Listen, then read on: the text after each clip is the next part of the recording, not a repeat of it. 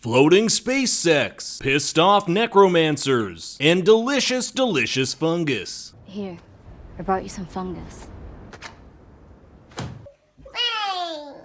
HBO has just released episodes 6 and 7 of Raised by Wolves, and we've got tons of new theories and details to discuss, including where these voices might be coming from, what's going on with Marcus, and his big revelation that he is the prophet. But before we begin, be a good Mithraic, and make sure you've liked and subscribed, as I'll be breaking down every episode of the season. We're back on Earth, or at least a archived memory of Earth, where with Mother, who tells her creator, Campion Sturgis, that something doesn't feel right. Something's wrong. There's a feeling inside me.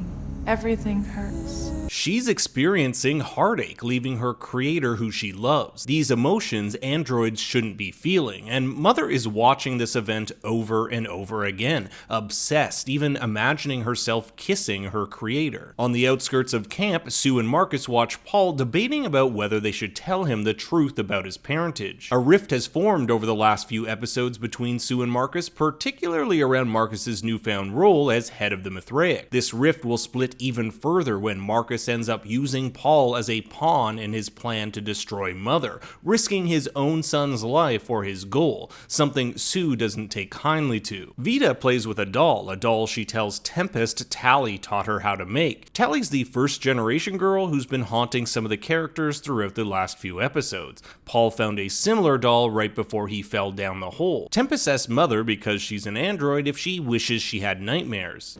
I do not wish for things.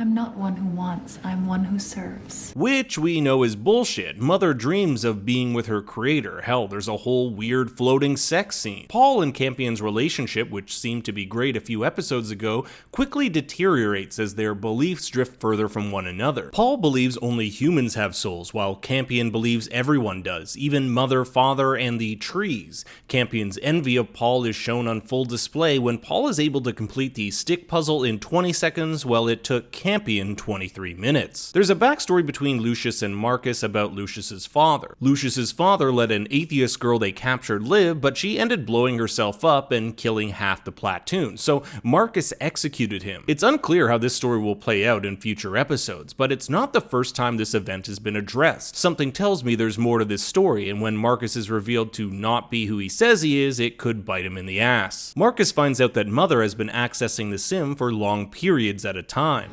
When she's plugged in, she can't sense movement. She can't see. She can't hear.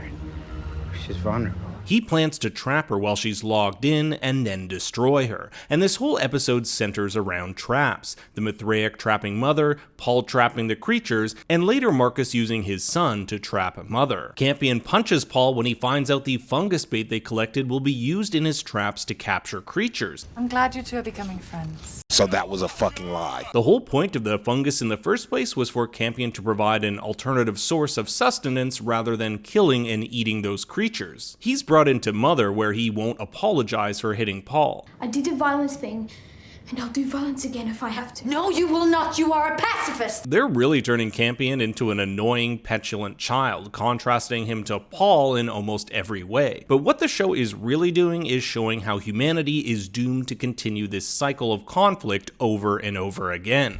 No matter how hard you work to keep them safe, Mother, in the end, they will always destroy themselves over and over and over again. Mother obsesses with a picture someone drew in Tally's style on the wall. So obsessed, in fact, that she runs her fingers across it so much that it begins to smudge. The two figures here are Mother and the creator kissing. Father sees it too, so we know it's not just in her mind. It's uncertain what these drawings around it are. Perhaps it's wreckage from the lander they used to travel to Kepler. But whoever drew this knew Mother was having these memories. Mother ventures back to the sim in search of answers. Meanwhile, the Mithraic prepare their trap. Marcus has enlisted Otho and even said if his plan works, he'll be pardoned. Otho is Tempest's rapist, so expect that he'll get pardoned or escape somehow in upcoming episodes. Mother asks the sim if anyone has accessed it since the crash, and yes, someone has. When asked if this user was android or human, the sim responds, unknown. And when asked if this user is currently in the simulation, there's no answer. The first theory here, one that Mother states, is that it's a virus. The same virus may have infected the humans on their journey to Kepler while they were in stasis, hence why multiple people hear voices, but that wouldn't explain why Campion hears them too. The second theory is that it's a rogue AI, perhaps controlled by the consciousness of Campion Sturgis. After all, the sim said it didn't know if the user was human or android. What if it were something else? We've also seen this thing only known as the host who lives on the planet. It could be alien or perhaps a failsafe android that was sent to the planet before mother and father arrived by Campion. Normally I wouldn't suggest alien, but the fact we saw this giant polyhedron a few episodes ago, which Ambrose said confirmed the presence of a once ancient civilization, and that the planet has other alien creatures on it, we can't leave this theory off the table. In the sim, mother finds a version of Campion Sturgis. He says he's been alone for so long he's almost given up hope, leading me to believe this vision is controlled by the hermit-like entity we saw crawling around last episode. I think one of the more interesting lines comes here.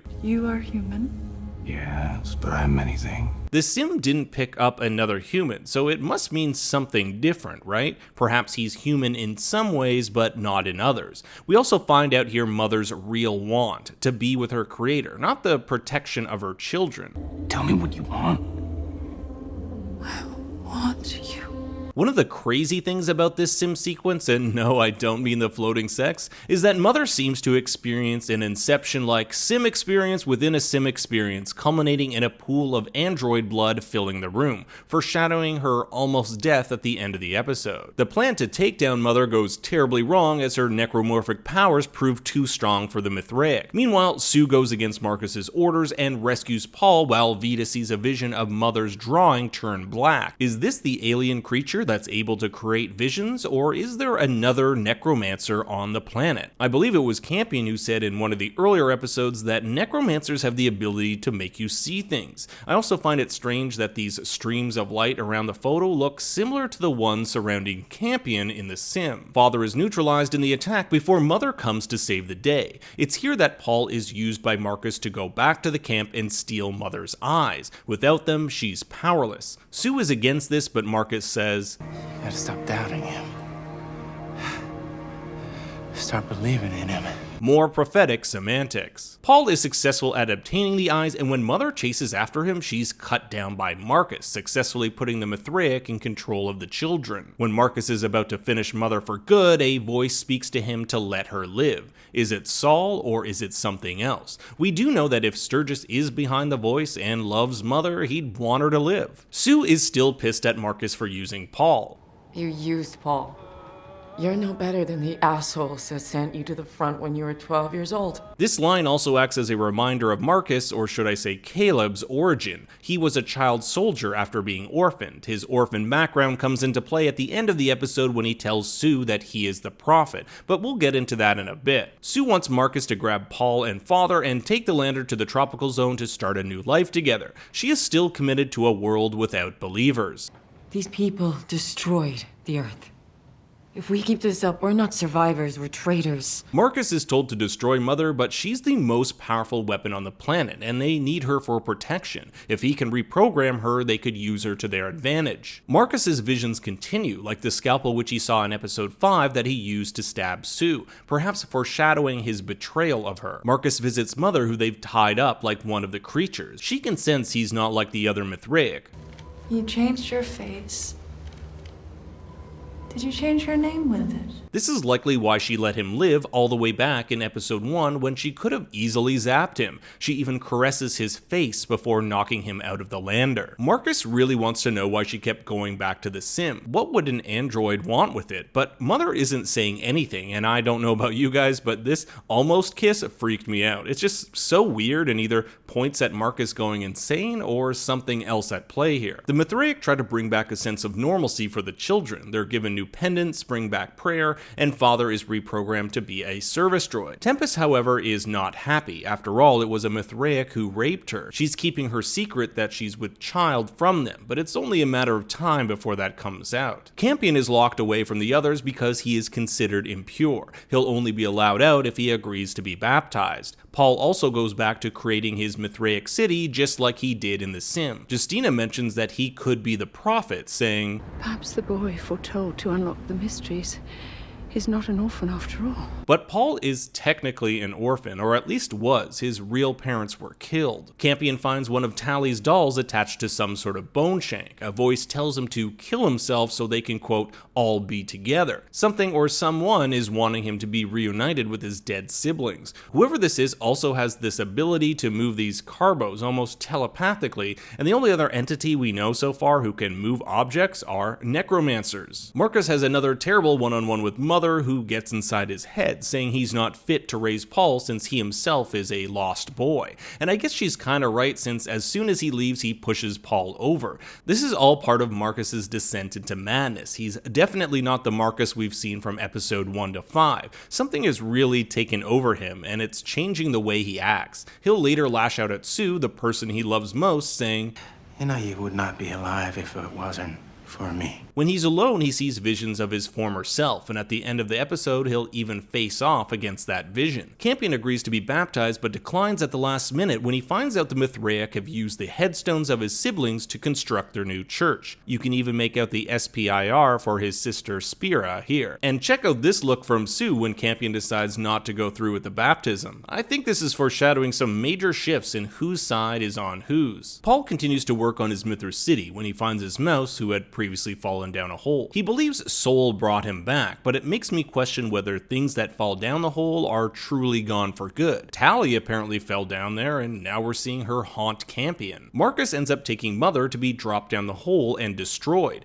Tempest even follows after him, but is slowed down by pursuing creatures. Marcus once again hears a voice call out to let Mother live, but when that doesn't seem to work, a vision of his former self, Caleb, appears to stop him. As we'll find out, this is all in Marcus's head. Someone or something is manipulating his mind. As we pull away to the wide shot, the vision has vanished and Marcus has cut himself. In the final scene, he'll drop his scalpel, but it turns into a knife. When he arrives back all bloodied, Sue tells him that she has the lander ready to go, but he says they're not going anywhere. The prophecy about the orphan boy and the empty land isn't about Paul, it's about him. But who told him this? At this point, there's no evidence that Saul exists, but we do know there is this entity that is able to whisper in people's minds. I'm thinking that whoever it is lying to Marcus and just using him, just like this supposed voice of Saul spoke to Otho, and once he was done with him, never spoke to him again. If you haven't seen my episode 4 to 5 breakdown, I suggest giving that a watch as I go into more detail on what I think this voice is,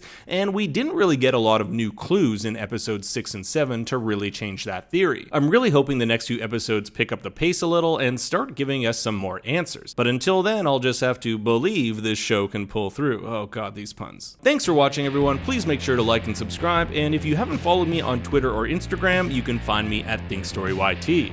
Until next time, remember, Daddy loves you very much.